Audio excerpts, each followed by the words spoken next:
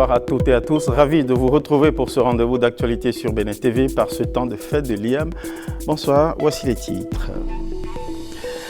Aujourd'hui 15 août, fête de l'Assomption, fête de l'IAM. Alors que les chrétiens célèbrent la montée au ciel de la Vierge Marie, les Béninois fêtent la montée des effluves de la nouvelle IAM dans tous ses états. Nous irons à Savalou, épicentre festif du précieux tubercule. Comment préserver pour toujours le parc Pandiari tout en permettant aux communautés riveraines d'en vivre? Tout sauf un dilemme. Des réponses sont en construction et en déploiement dans cet espace fascinant. On ira dans la Takura.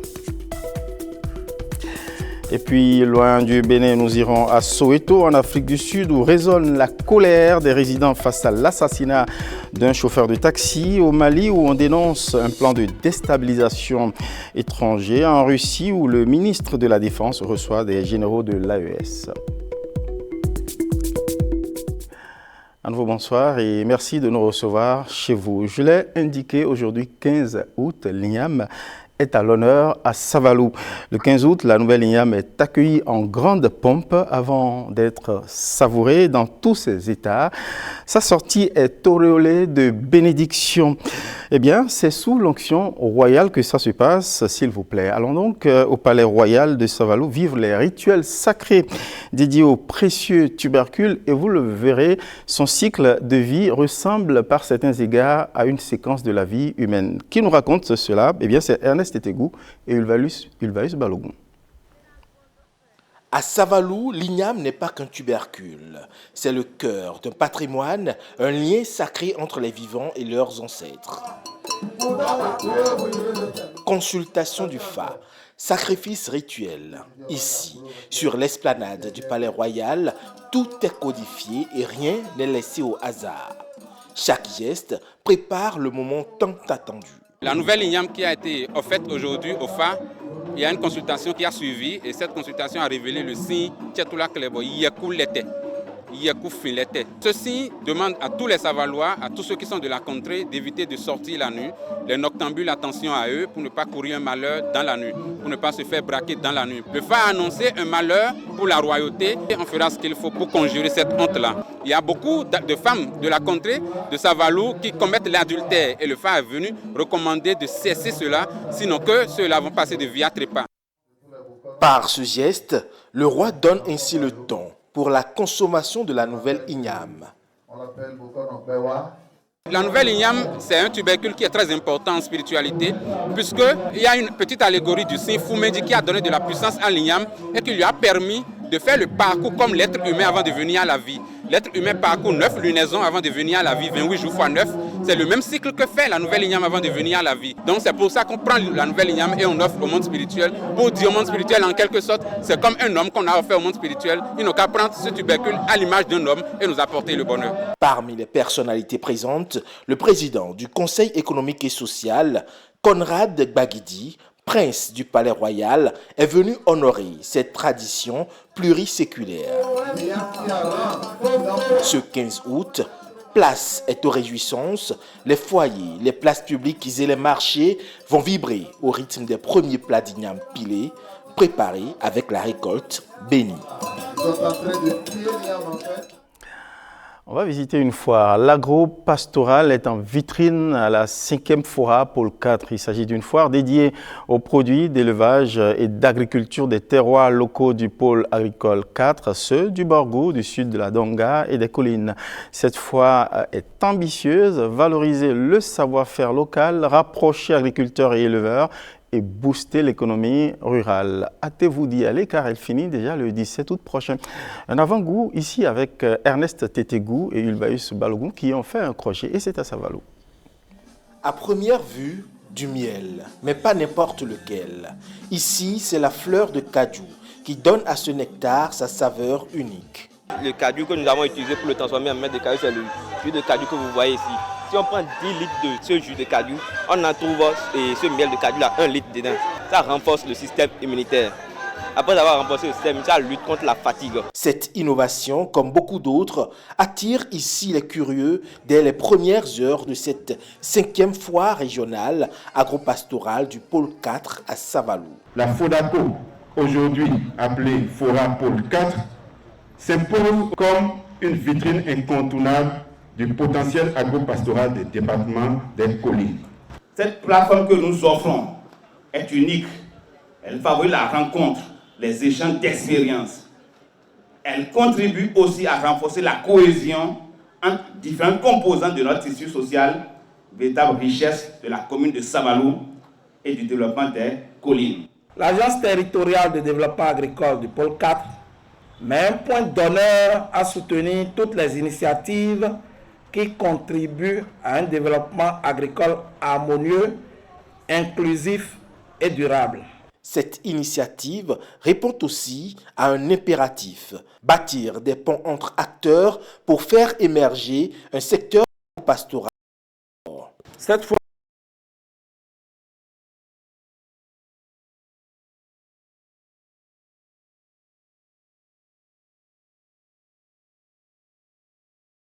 est aussi un véritable reflet de la richesse de notre agriculture et de notre patrimoine pastoral. En organisant cette fois, l'ADCS et la TDA4 montrent que le développement local est une affaire de synergie. Les producteurs et les éleveurs apportent leur savoir-faire. Les collectivités locales créent un cadre propice.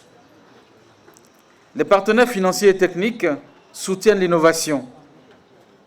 Et nous, en tant qu'institution de la République, nous veillons à ce que vos préoccupations soient entendues, étudiées, traduites en recommandations concrètes au gouvernement. Considérée comme un instrument de développement participatif, cette foire se veut un brassage d'expérience et de savoir-faire pour consolider les bases d'un secteur agropastoral plus compétitif et durable. Comme vous venez de le voir, la 5e édition de la foire régionale Foire Pôle 4 a de quoi attirer. Elle crée le détour de bien de personnalités. Tenez, le président de l'Assemblée nationale est allé faire le tour des curiosités au niveau des stands. Une visite à Palan, ponctuée d'échanges et d'encouragement. L'immersion a visiblement plu à Louis Vlavonon. Le président du Parlement s'est confié d'ailleurs à Ernest Tétégou et Ulvaïs Balogun. Je suis très ému par tout ce que j'ai trouvé, d'autant plus qu'il y a des produits agricoles que nous croyons seulement venir de l'extérieur pour être consommés. Mais nous voyons qu'il y a eu des progrès, des recherches scientifiques, des recherches agricoles qui ont permis d'améliorer nos produits locaux, nos produits agricoles. Par exemple, j'ai vu le cajou, qui sort quand même de boissons énergisantes avec plein de vitamine C. Et j'ai retrouvé d'autres formes de gari. Et j'ai retrouvé notre riz local qui n'a rien à envier au riz pakistanais et à d'autres que nous consommons et qui arrivent de l'extérieur. Par la recherche scientifique, j'ai vu des fertilisants. J'ai vu aussi des tubercules de manioc qui ressemblent pratiquement à des tubercules d'igname. Donc ça m'a permis de voir quel niveau aujourd'hui, avec les différents pôles qui existent au niveau de l'agriculture, nous avons vu combien de fois nous avons évolué. Et il faut visiter ces foires-là pour voir notre progrès. Eh bien, hâtez-vous d'y aller. Ça finit le 17 prochain. Savalou grouille d'attractions autour de ce 15 août. Tel le rendez-vous 2025 du camp baptisé Forum National, organisé par le Mouvement d'action des jeunes de l'Association béninoise pour la promotion de la famille ABPF. Cette rencontre a rassemblé des jeunes leaders, des activistes et des partenaires autour des enjeux des droits sexuels et reproductifs. Écho avec Pierrette Adin aussi et Candel Capot.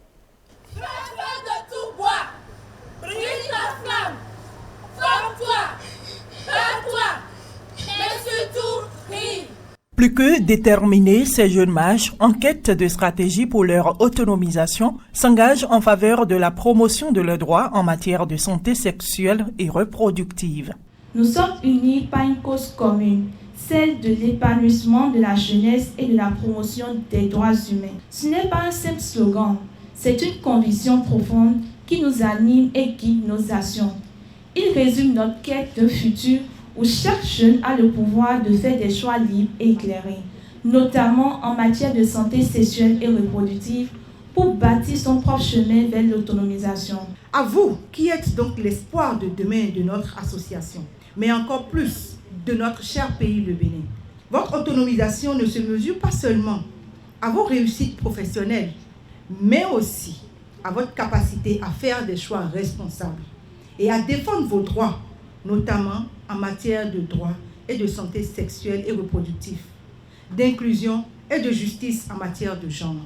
À cette 14e édition du Camp Forum national, plus de 500 000 jeunes venus des organisations et associations de jeunesse de la sous-région échangent sur la promotion des droits sexuels et reproductifs. La santé sexuelle et reproductive, c'est assez important, je pense, et je trouve que c'est beau qu'autant de jeunes soient sensibilisés à ce sujet et soient tous aussi déterminés à partager l'information, partager de bons moments. Sachez que les autorités du département des Collines ne sont pas de simples spectateurs.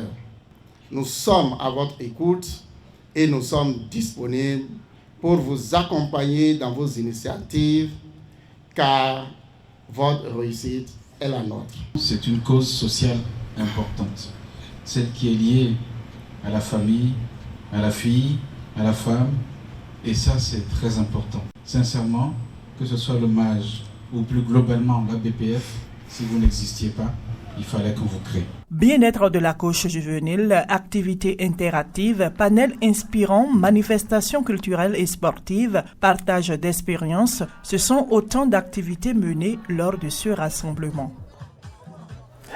En marge de ce camp dont on vient de voir un bout, l'Association béninoise pour la promotion de la famille ABPF et le mouvement d'action des jeunes MAJ ont donné sens à la journée internationale de la jeunesse. Et c'est autour d'un déjeuner plaidoyer qui a réuni à Savalou du beau monde. Au milieu des invités, on retrouve Pirette Tadin aussi et Canel Capo avec le fin mot de ces plaidoyers.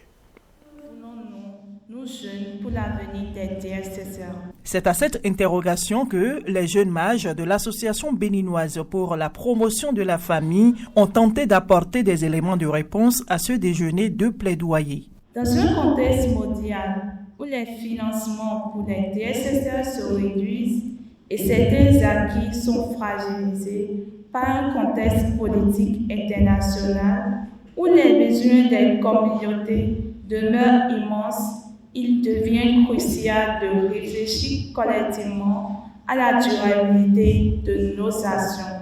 Et pour assurer cette durabilité, nous comptons sur vous, chères autorités politico-administratives, pour nous accompagner. Votre plaidoyer d'aujourd'hui n'est pas un simple exercice. C'est un appel à l'action pour tous. Nous avons entendu votre voix. Et en tant que préfet du département des Collines, et au nom de l'ensemble des autorités, je tiens à vous assurer de notre plein soutien.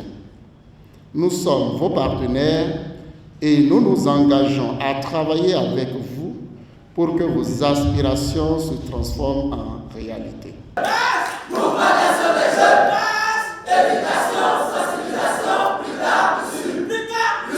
Occasion également pour ces jeunes d'échanger avec les leaders communautaires, religieux et politiques, les partenaires techniques et financiers sur les stratégies nouvelles et résilientes de promotion des droits sexuels et reproductifs. Nous allons travailler à voir quelle est la stratégie à mettre en place pour garantir effectivement non seulement le suivi de ces engagements pris aujourd'hui par les autorités, mais aussi veiller à ce que les jeunes puissent expérimenter eux-mêmes les succès de leur plaidoyer qu'ils ont fait depuis des années et qui continuent jusqu'à ce jour.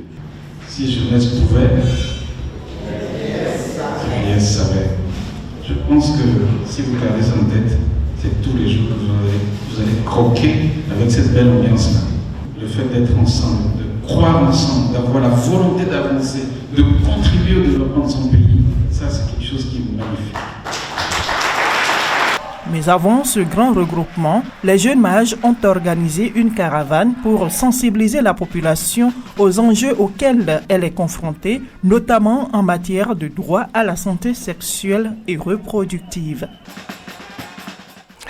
Parlons à présent de préservation des ressources naturelles, notamment celle du fascinant parc de la Pandiarie. Pour que les générations futures aient la chance d'admirer la richesse et la beauté de ce parc, un projet du même nom Pandiarie est dédié à cette cause, d'où cet appel pressant d'en libérer une zone sensible appelée zone série. Jusqu'au 31 décembre 2025, les occupants sont invités à la quitter au risque d'y être contraints. Écho avec Jean-Claude James et Yves Agolopessi. À environ 650 km de Cotonou, le parc national de la Pendjari offre une vue imprenable aux amoureux de la nature. Aujourd'hui, à cause de la zone série, la pression humaine sur cette oasis de biodiversité et de beauté impacte négativement le projet Pendjari, une initiative du gouvernement est cruciale pour les communautés. La libération de la zone série devient alors un impératif. C'est un énième moratoire qui est prévu pour le 31 décembre 2025. Et aujourd'hui, je voudrais une fois encore rappeler à tous les occupants de cet espace de savoir qu'ils sont d'abord illégalement installés, qu'il est temps que nous puissions vraiment libérer cet espace.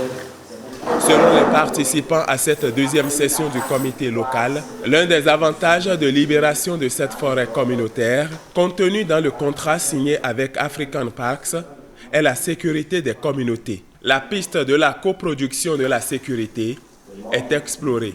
La coproduction de la sécurité, c'est une question qui nous concerne tous. Nous devons donner des vraies informations aux forces de l'ordre. Nous devons avoir une synergie d'action pour pouvoir protéger la population. Votre présence ici, aujourd'hui, témoigne de votre intérêt pour la conservation de la biodiversité et de votre volonté à travailler ensemble pour atteindre nos objectifs. Nous aurons retenu au cours de cette session l'engagement renouvelé de tous les membres du comité local de suivi.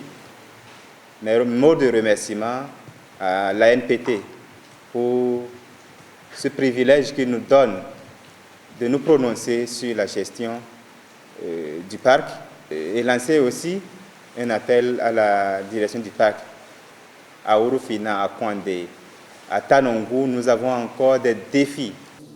Cette deuxième session du comité local intervient juste 2 mois et demi après la 15e session du comité de suivi du contrat de délégation de gestion du complexe Pendjari. La question de la zone série était le principal sujet, ceci pour rappeler l'importance que revêt ce dossier pour le gouvernement. Un acteur dans le sujet précédent qu'on vient de voir évoquait un défi. Justement, avant cet appel à la libération de la zone série, le comité local du projet Pendjari s'est penché sur la gestion des conflits hommes, faune et promotion des coopératives. Il est question de permettre aux communautés riveraines de vivre de leur environnement sans le mettre en péril. Et cela passe par des activités génératrices de revenus dans le parc. Voici quelques explications des parties prenantes. De façon concrète, ce qui est fait en matière de gestion des conflits hommes-faune, la direction du parc a mis en place un mécanisme qui lui permet d'aller faire les constats des incidents une fois qu'elle a été saisie par les victimes. Et à la suite de ces constats, nous engageons le processus d'indemnisation. La deuxième communication a porté sur les actions de promotion des coopératives. Et officiellement, nous avons 6 coopératives sur les 10 qu'on a accompagnées. Les 4 autres sont dans le processus d'immatriculation.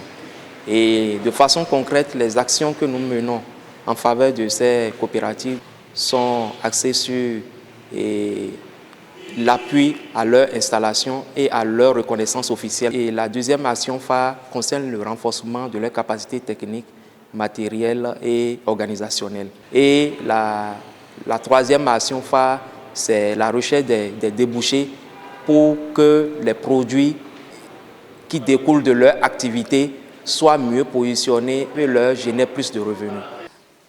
La protection du parc, le bien-être des populations riveraines du parc, c'est d'abord notre credo, c'est d'abord notre priorité. Nous, à la tête de notre département, nous avons intérêt à ce que tout marche bien, surtout que nous faisons face aujourd'hui à une situation aussi complexe que vous savez, la question sécuritaire.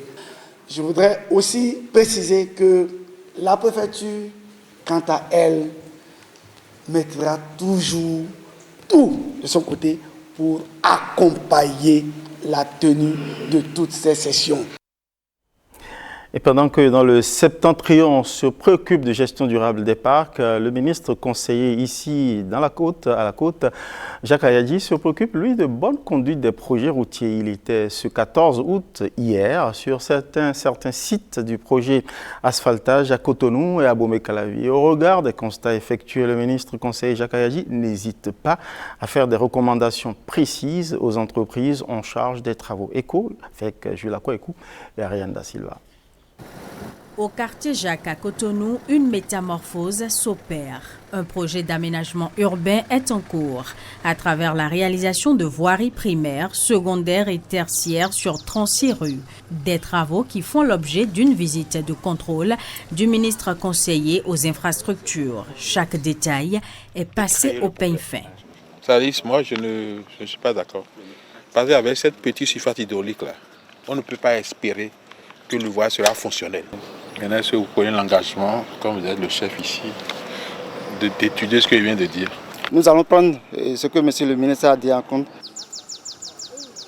Nous sommes actuellement ici dans la zone du Toklegbe, où il est prévu une grande rue de 2 fois 2 voies avec des stationnements de manière longitudinale, des trottoirs et des aménagements paysagers.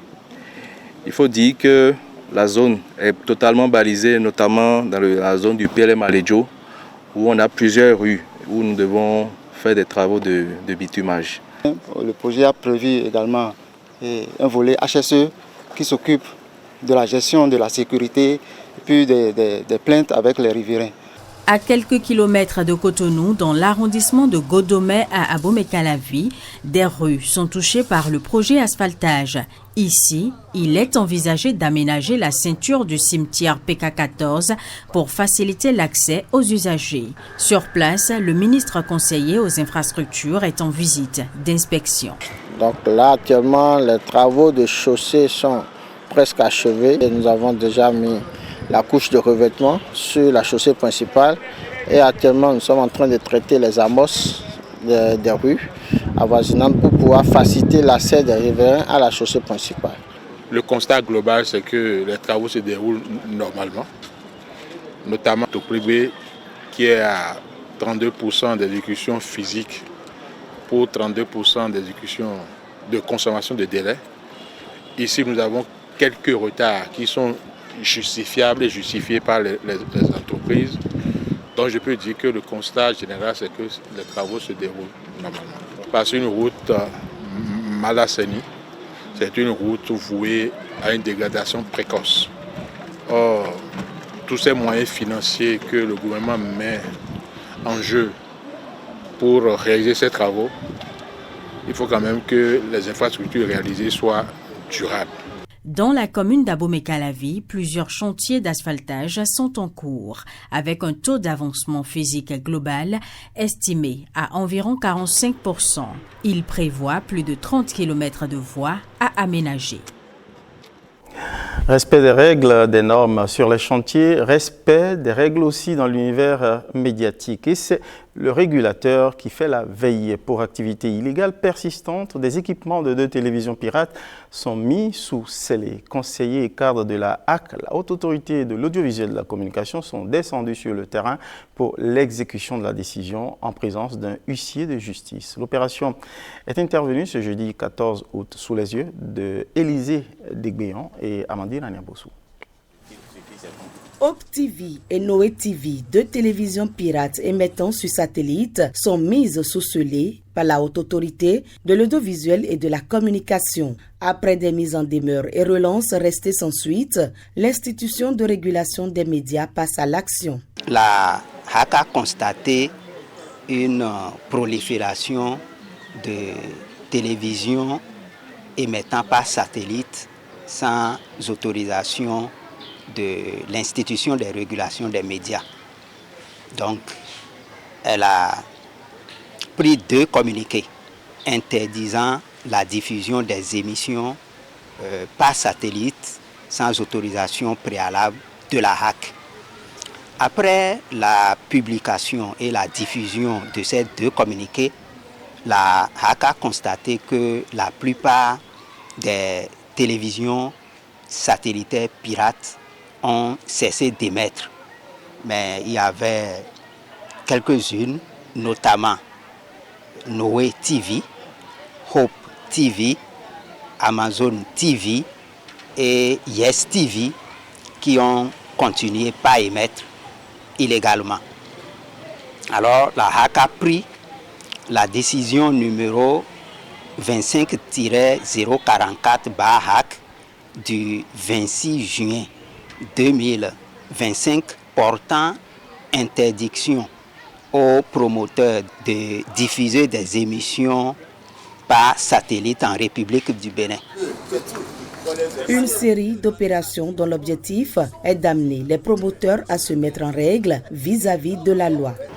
Ensuite, ce sera les médias en ligne, les radios et les télévisions qui émettent sur toute l'étendue du territoire national sans autorisation. La 7e mandature de la HAC est décidée à assainir l'environnement médiatique béninois. Son ambition, garantir au public des contenus fiables, légaux et de qualité. Veille de la HAC sur des chapeaux de roue du sport normatif. Du sport, on va en faire. On commence par le basketball, du suspense, des performances impressionnantes et des scores sans appel. La 3e journée des playoffs a tenu toutes ses promesses, aussi bien chez les dames que chez les hommes. Non loin des paniers, Gloria Oni, Igor Ayoso et Patrick Pelengue. Regardez cette diagonale pour Cosby. C'est Roland Adiado qui sait Cosby qui ouvre le bal des paniers de cette équipe de Aspac. C'est extraordinaire une telle passe. Entre remontées spectaculaires, domination et suspense, le public présent a eu droit à un spectacle haut en intensité lors de la 3e journée de ces play-offs qui rassemble les meilleurs basketteurs du Bénin. Aspac Dam confirme son statut de favori avec une large victoire face aux Cavaliers Dames. Malgré le réveil de l'équipe de Cavaliers au 3e quart-temps, durant lequel elles ont affiché une meilleure cohésion offensive et plus d'agressivité, l'écart creusé dès la première mi-temps était déjà conséquent. Aspac s'impose au final 69-33. Nous avons perdu les 2 premiers quart-temps, mais face à une grande équipe comme Aspac, on a gagné les 2 derniers quart-temps. Donc je peux dire que si l'erreur était corrigée depuis le début, on aurait pu quand même gagner Aspac. La rencontre entre les associés de Waké et Elan Coton Dam a démarré sur un rythme équilibré les 2 premiers quart-temps. Mais les associés ont connu un passage à vide total au 3e quart-temps.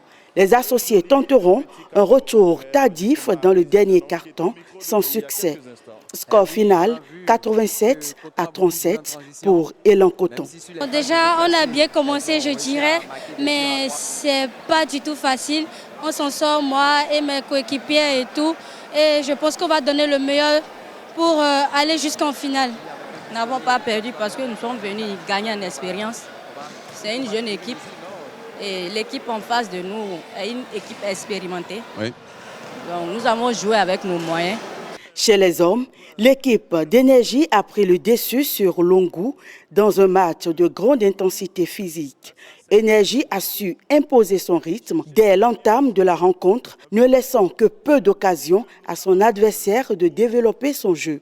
Avec les enjeux qui se précisent, les écarts qui se creusent dans certains classements, la 4e journée de cette compétition qui se déroule à l'Institut régional de santé publique promet d'être décisive. Ce superbe drive, regardez la passe de Chedrak, voilà, c'est vraiment une des actions, une des belles actions de cette partie.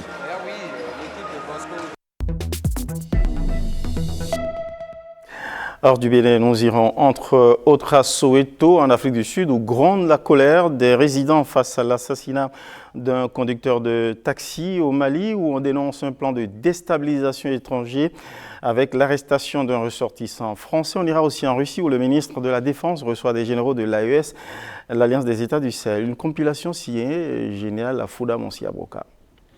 C'est en marge d'un forum sur la paix à Guiglo, grande ville de l'ouest de la Côte d'Ivoire, que la ministre de la Solidarité en a fait l'annonce. Tous les corps de la crise post-électorale ivoirienne de 2010-2011 identifiés ont été remis aux familles. Je n'ai plus de liste d'attente. Donc je ne peux pas vous dire à ce jour que ce soit dans le Grand Ouest, Abidjan ou ailleurs, nous avons encore des corps à remettre. La procédure est achevée à notre niveau puisque nous n'avons plus de liste d'attente. Nous avons commencé les remises depuis l'année passée, sinon je dirais l'année passée. Ça nous a pris 2 ans. Nous avons achevé cette procédure de remise de corps. Pour rappel, le conflit avait fait 3000 morts. Au Mali, arrestation d'un Français soupçonné de travailler pour les services de renseignement français. Les autorités maliennes ont par ailleurs accusé des États étrangers d'être derrière une tentative de déstabilisation du pays. Au moment où la nation malienne, unie dans toutes ses composantes, est mobilisée pour consolider notre souveraineté retrouvée et éradiquer les forces terroristes obscurantistes de la Confédération des États du Sahel, ces militaires et des civils n'ont eu d'autres ambitions que de chercher à briser, avec l'aide d'États étrangers, la dynamique de la refondation du Mali.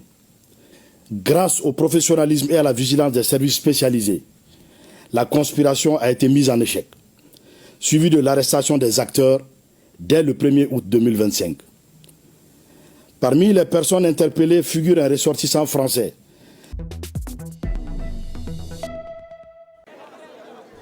Les habitants du plus grand township d'Afrique du Sud, Soweto, sont descendus dans la rue pour exprimer leur colère suite à l'assassinat d'un chauffeur de véhicule dédié au tourisme.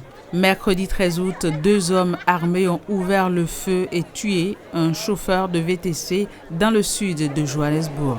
Ils ont également mis le feu à 2 véhicules. Ces violences sont le résultat d'un conflit qui dure depuis des années entre les compagnies de taxi.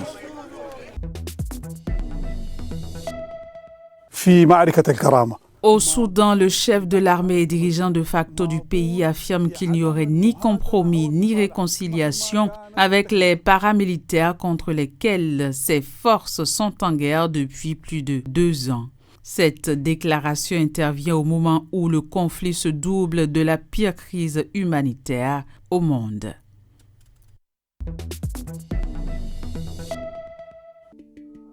On reste au Soudan où au moins 40 personnes sont mortes en une semaine au Darfour. À l'origine, la pire épidémie de choléra que ce pays en proie à la guerre civile a enregistrée depuis des années.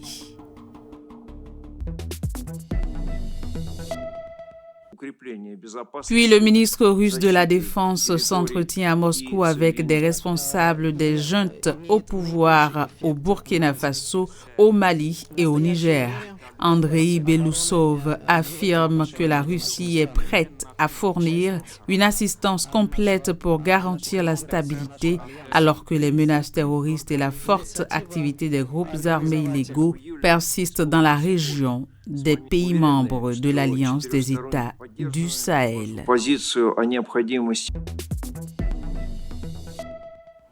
C'est la fin de cette livraison de l'actualité. Merci pour votre inépuisable fidélité. Mais merci de rester en notre compagnie où nous vous réservons un programme de soirée plutôt divertissant. Tenez, juste après ce journal, on vous propose le rendez-vous des vibrations vocales Prime 2 et juste après, à 22h, le concert du Festival des Masques édition 2025. Et puis, le dernier rendez-vous de l'actualité sur Bénin TV, c'est à 23h30, bien sûr, bien évidemment. Merci pour votre inépuisable fidélité.